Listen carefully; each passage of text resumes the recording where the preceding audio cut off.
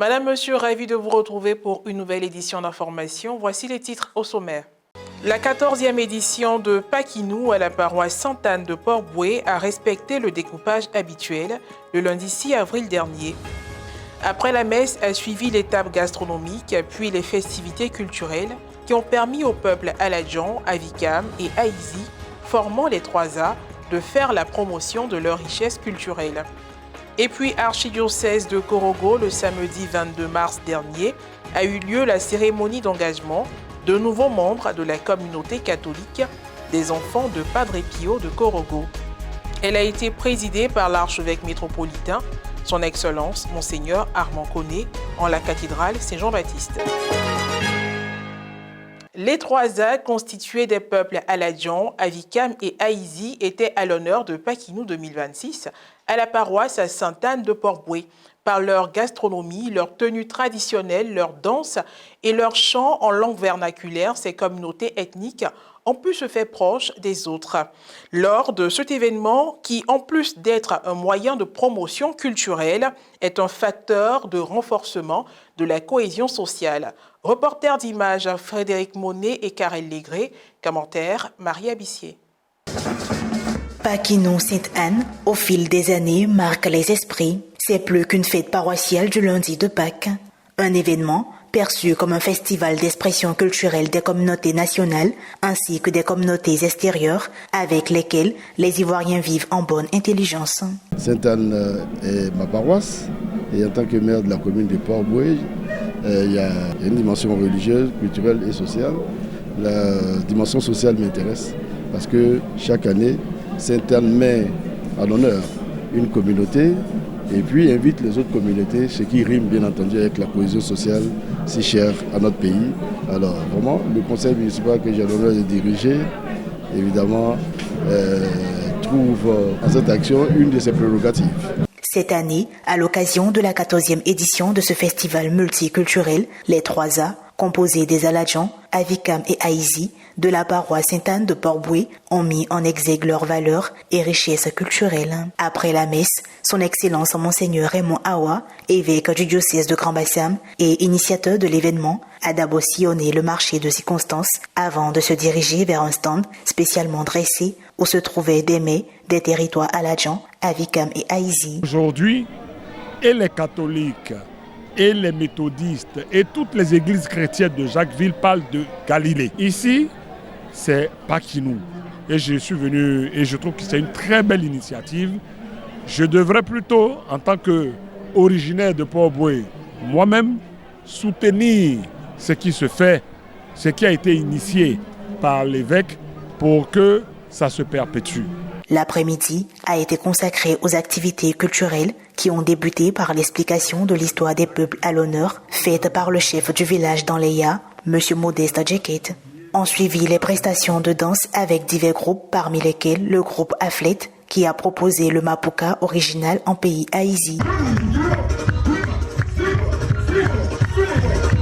La compagnie artistique Soleil de Port-Bouët a présenté un fait de société portant sur la question de l'évangélisation. En tout cas, à partir d'aujourd'hui, Jésus et moi, c'est ton pied, mon pied. Ouais, c'est pas toi seul, c'est nous tous là. Ton pied, mon pied. D'autres précisions sur les prestations avec M. Béranger Nemba. Les Aladjans, à leur tour, nous ont produit. Il y a un groupe de femmes qui est venu, les Jumaouyo. Jumaouyo, c'est un groupe de femmes. Ce sont les femmes même de la diaspora. Elles se retrouvent pour, à chaque fois qu'il y a des événements, que ce soit heureux ou malheureux, elles sont là pour accompagner chacun de nous. Et puis nous avons eu aussi le bandan. Le bandan, c'est une danse traditionnelle, mais une danse de réjouissance des Aladjans. Voilà, donc voici un peu ce que nous avons vécu aujourd'hui. Comme chaque année, cet événement est une occasion que saisissent les organisateurs pour remettre des cadeaux aux officiels présents et même ceux qui se sont fait représenter. La dernière articulation a été la passation de flambeau entre les 3A et le peuple Kroumen qui sera à l'honneur à Paquinou 2027. C'est un défi, énorme défi que nous allons relever au regard de ce que nous avons vu depuis ce matin, au regard du niveau de la prestation des 3A qui sera difficilement possible. Mais nous allons comme nous savons le faire en tant que crewmen, dignes crewmen, nous allons relever ces défis. Nous étions avec les communautés Aladjan, Haïzi et Avikam. Ça a été une belle cérémonie. Et aujourd'hui, nous vivons aisément, tranquillement cette cérémonie-là parce que, quelque part, certaines personnes de bonne volonté ont décidé de nous accompagner. En s'embrassant, la culture et la foi transforment l'homme pour que cet homme-là reçoive et accueille l'évangile pour devenir un chrétien en profondeur. Pakinou avec ce peuple-là, je découvre qu'il y a quelque chose qui les lie, il y a quelque chose en commun. C'est vrai que quand on prononce les noms, on les distingue, mais ce sont des peuples frères. Et donc, il y a ces culturels et historiques qui les lient. Je souhaite que ça aille au-delà de tout ce qu'on entend dire de tel ou tel peuple. Toujours dans la ferveur du lundi de Pâques, le 6 avril dernier, c'est dans un esprit de fraternité que les communautés chrétiennes, catholiques, aristes et méthodistes du village de Songondagbe et les cités ont célébré ensemble la 3e édition de Galilée œcuménique. Outre l'aspect religieux, l'événement a été ponctué par des articulations culturelles et ludiques.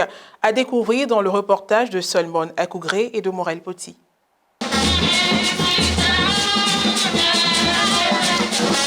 Dans une ambiance festive et de communion fraternelle, les communautés chrétiennes de Songondagbe et les cités ont célébré la Galilée œcuménique le 6 avril dernier, lundi de Pâques. Des festivités qui rassemblent les fidèles catholiques, aristes et méthodistes pour partager un même idéal, l'amour du Christ. Notre village a beaucoup souffert. Et étant donné cela, il est important que nous, les serviteurs de Dieu, que ce soit l'église du Christ Mission Ariste, que ce soit l'église catholique, que ce soit l'église méthodiste, il était important de nous mettre ensemble, pour magnifier le Seigneur, afin que Dieu ait pitié de nous et qu'il accorde l'unité, la réconciliation entre les frères et les sœurs de ce village. C'est dans une ferveur différente des jours ordinaires que ces communautés ont sillonné les rues du village, accompagnées par la fanfare jusqu'au site retenu pour la suite des festivités. La célébration de la Galilée œcuménique, placée sous le signe de l'unité, a été marquée par plusieurs activités, notamment l'intervention des représentants des différentes confessions religieuses, prestations de chorale, de danse, des sketchs et même des moments de karaoké, illustrant la richesse et la diversité de l'expression de foi.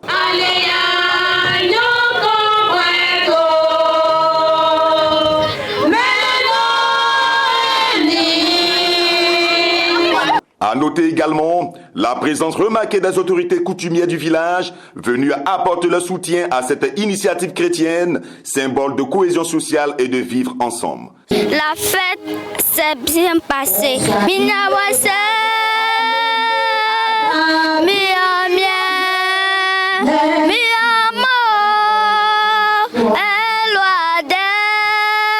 Je voudrais dire félicitations à tous les organisateurs et tous les habitants de ce village qui sont venus communier avec nous. Merci aux aristes, merci aux méthodistes, merci aux catholiques et merci à toutes les bonnes volontés qui se joignent à nous pour venir pour célébrer véritablement cette fête. Cette Galilée œcuménique aura ainsi tenu toutes ses promesses en rassemblant les communautés autour des valeurs de foi, d'unité et de responsabilité. Cela laisse entrevoir un bel avenir pour le vivre ensemble à Songondagbe et les cités.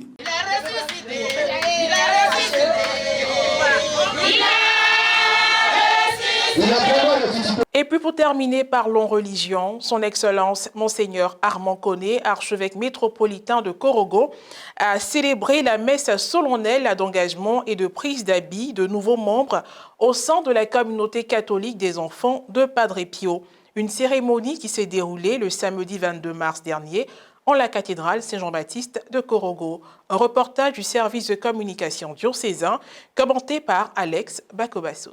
Son Excellence Monseigneur Armand Koné, archevêque de Korogo, a présidé la messe d'engagement et de prise d'habit des membres de la communauté des enfants de Padre Pio le samedi 22 mars dernier à la cathédrale Saint-Jean-Baptiste. Était présent le père Innocent Aoussi, administrateur de la paroisse Saint-Joseph Moukassa de Korogo, l'ensemble des enfants de Saint-Padre Pio et d'autres fidèles laïcs. Dans son homélie, le prélat a souligné que la fidélité, le service et la miséricorde sont les piliers de la vie chrétienne et de l'engagement communautaire. La prise d'habits au sein d'une communauté religieuse est certainement un début, mais c'est aussi la confirmation d'une adhésion.